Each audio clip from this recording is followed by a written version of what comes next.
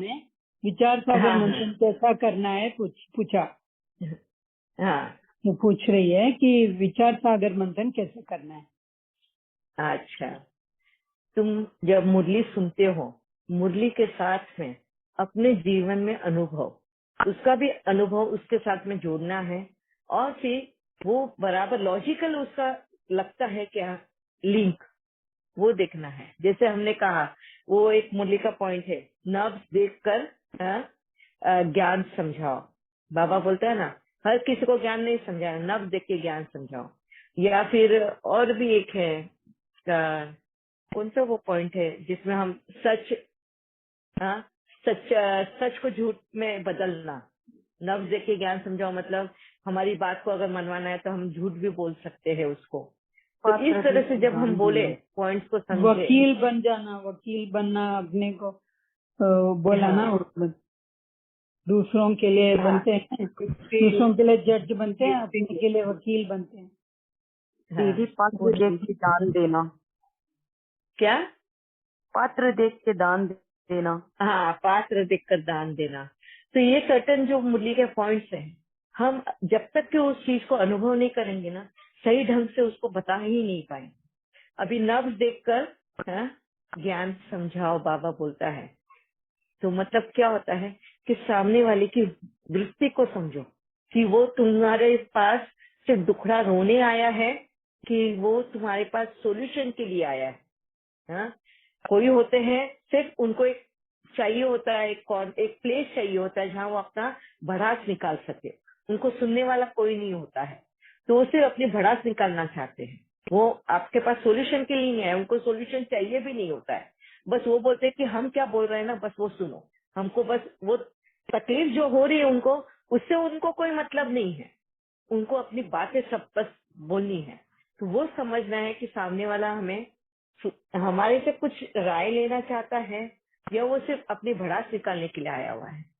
तो नब्ज देख के ज्ञान समझाओ का मतलब ये होता है। वो भरा हुआ है, उसके पास क्या, अगर तुम ज्ञान समझाने जाओगे ना, वो क्या बोलेगा, ये ज्ञान तुम तुम्हारे पास ही रखो, मुझे मत समझाओ, मैं क्या बोल रहा हूँ, मैं किस स्थिति से गुजर रहा हूँ उसको समझो। वो अपनी बात समझा रहा है। अभी जैसे फॉर एग्जाम्पल सास और बहू की लड़ाई हो रही है, अगर बहू मेरे पास आती है, वो अपनी सास के बारे में इतना भला बुरा बोल रही है, सब ये कर रही है, अगर मैं उसको रोकूं और उसको बोलूं कि तू ऐसा मत बोल, कि पहले समझ, कि उसकी स्थिति को समझिए, बोले आप मुझे ये ज्ञान मत समझाओ, मुझे पता है कि मेरी सास कैसी है, आप मुझे मत समझाओ कि मेरी सास क्या है करके, आप मेरे को सिर्फ सुनो कि मैं क्या बताना चाहती हूँ। तो ऐसे जब आत्माएं जब आती है ना, तो बस आप चुप बैठो, बाबा से कनेक्ट हो जाओ, बाबा को बोलो कि बाबा सुन ले इसकी व्यथा वो क्या है, और आप चुपचाप बैठकर सुनते रहो, उसको आपसे सोल्यूशन नहीं चाहिए। कोई आते हैं कि वो आपके पास सोल्यूशन, वो उनको पता है कि कहीं ना कहीं तो प्रॉब्लम है जरूर, उनके जीवन में ऐसा चल रहा है इसलिए, तो मगर उनको वो प्रॉब्लम नहीं समझ में आती है, और उनको प्रॉब्लम समझ में नहीं आने की वजह से सोल्यूशन नहीं दिखाई देता। तो ऐसी आत्माएं भी आएगी तुम्हारे पास, तो तुमको वो समझना है कि किस तरह से वो क्वेश्चन पूछ रही है, वो अपनी बातें अगर बता रही है तो इसका मतलब उसको सोल्यूशन चाहिए है। हाँ? तो इस तरह से इसको बोलते हैं नब्ज देखकर ज्ञान को समझाना। पात्र देखकर दान देने का मतलब क्या है कि इस तरह का तुम दान करो, सिर्फ ज्ञान दान ही नहीं है, कोई भी दान करता है, कि वो उस लेने लायक है या नहीं है। कोई होता है कि जैसे ना अपनी ही, पोंगा पंडित बोलते हैं ना, अपनी ही बड़ाई मारने में लगा रहता है, कि मैं ऐसा हूँ, मैं वैसा हूँ, मैं ये करता हूँ, मैंने इतना ये किया है, मैंने इतना पुरुषार्थ किया है, इतना ये किया है। वो ही ना गायन गाने वाला अगर हो तो उसको दान की जरूरत नहीं है ज्ञान की। तो बस ब्लेसिंग दे दो उसको, वाइज इंटेलेक्ट मतलब सद्बुद्धि का, और छोड़ दो। तो पात्र देखकर दान देने का मतलब वो है। अभी पैसों का भी हम दान करते हैं, तो हमें अपने अंदर से गिल्ट निकालने के लिए हम क्या करते हैं, भर भर के दूसरे को दे देते हैं। ऐसा नहीं करना है। अपना पछतावा, अपना अंदर से गिल्ट निकालने के लिए हम किसी को दे रहे हैं, मगर ऐसा तो ना हो जाए कि उसको हम कहीं ना कहीं विकार में लेकर आ रहे हैं, लालच के, आलस के। अगर उसको तुम आराम से बैठ कर अगर सब कुछ दे दोगे तो वो तो आलसी बन जाएगा, वो केयरलेस बन जाएगा, वो ग्रीडी बन जाएगा। उसको लग रहा है कि अरे मिल रहा है तो बैठो आराम से, तो तुम उसको विकारों में ला रहे हो। तो इसको भी बाबा कहता है पात्र देखकर दान दो। ऐसे ही नहीं, तो तुम सूझबूझ के पात्र देखकर दान दो, मतलब सूझबूझ कर व्यवहार करो। ठीक है, तो ये सारी सटन चीजें होती हैं, जब तक कि तुम अनुभव ना करो उस चीज का, तुम कर ही नहीं सकते, तुम बता ही नहीं सकते हो कि किस तरह का उसका रिजल्ट निकलेगा। ठीक है। दीदी दीदी हमारा फ्रेंड ने पूछा है, उसका वो ज्ञान में आता है वो एक सोल, फिर वो बात करने के लिए बहुत रुचि है, कोई ना कोई बात करना है इनसे बात बोलता है, बाबा का बात छोड़ देता है, मुरली का बात छोड़ देता है, अपने बात करता है। इसको क्या करूं वो पूछ रहा है मुझसे। क्या वही मैंने बोला ना कि वो मतलब वो अपनी ही बड़ाई मारने में लगा हुआ है। उसको कुछ चाहिए नहीं है, उसको एक टाइम पास के लिए, उसको बात करने के लिए, चिट चैट करने के लिए कोई साथीदार चाहिए। तो अगर आपके पास वक्त है तो आप दे सकते हो, वक्त नहीं है तो उसको कहिए, हम बाद में सुनेंगे। ओके, मेरा नहीं है, कोई मेरा सहेली पूछा रहा था, ऐसे बात है, हम क्या करना है पूछ रहा था, इसलिए आपको। और मनन चिंतन करने के लिए बहुत सारे होते हैं। जैसे कुछ भी मैंने जैसे कहा ना, आँख खोलो, हर पल एक सेवा का पल है।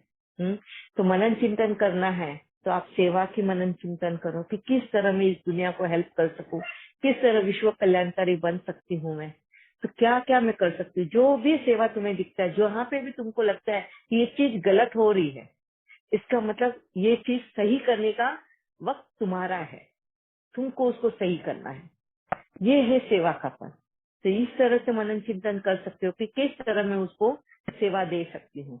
अगर कोई झगड़ा कर रहा है, तुम्हें पता है झगड़ा जो हो रहा है और बिना कारण का वजह, बिना वजह कोई भी उसमें मतलब ही नहीं हो झगड़े का, और तुम्हें ऐसा लग रहा है कि इन लोगों ने झगड़ा रुक देना चाहिए, तो तुम दोनों को स्टॉप कर दो उस वक्त, और दोनों से पहले इंडिविजुअली बात करो, उन दोनों को समझाओ कि मतलब ही नहीं है, मीनिंग ही नहीं है इसमें, सिर्फ एक अंडरस्टैंडिंग की जरूरत है। तो ये जो चीजें होती है हमारे सामने, इसका मतलब कहीं ना कहीं हम वजह बने हुए हैं उसमें, और आज हमें उन कर्मों को खत्म करने का चांस मिल रहा है। ये होता है मनन चिंतन। ठीक है, मनन चिंतन करना मतलब अपने अंदर करेज को पैदा करना, हिम्मत। जितना तुम मनन चिंतन करोगे उतनी तुम्हारे अंदर हिम्मत आएगी प्रैक्टिकल में जीवन में लेकर आने के लिए। ठीक है, सौम्या बहन को पूछ लेना उनको क्लियर हुआ है क्या, और किसी को कुछ शेयरिंग करनी है। जैसे सही पुरुषार्थ का मतलब क्या है? पुरुषार्थ का मतलब है वर्क इन प्रोग्रेस, कर्म इन प्रोग्रेस। जितना जो तुम प्रेजेंट में रहकर जो भी कर्म कर रहे हो, तो ये तुम अभी पास्ट में जाके तो तुम अपनी मिस्टेक सुधार नहीं सकते हो, है ना। इसके लिए क्या है, ये कुदरत साइकिल की तरह है, वो साइकिल की तरह है, मतलब बार बार हमारे सामने वो चीजें आएगी जब तक कि वो ठीक नहीं होती। वक्त भी हमें चांस देगा, कुदरत भी हमें चांस देगा, और हमारे कर्म भी हमें चांस देगा उन गलतियों को सुधारने के लिए। और जब हम वो गलतियां सुधार के जब आगे चलते हैं, उसको कहते हैं पुरुषार्थ, कर्मातीत अवस्था पे पहुंचने के लिए। ठीक है दीदी जी, थैंक यू सो मच दीदी जी। ओम शांति दीदी। ओम शांति। दीदी जैसे हम मेरा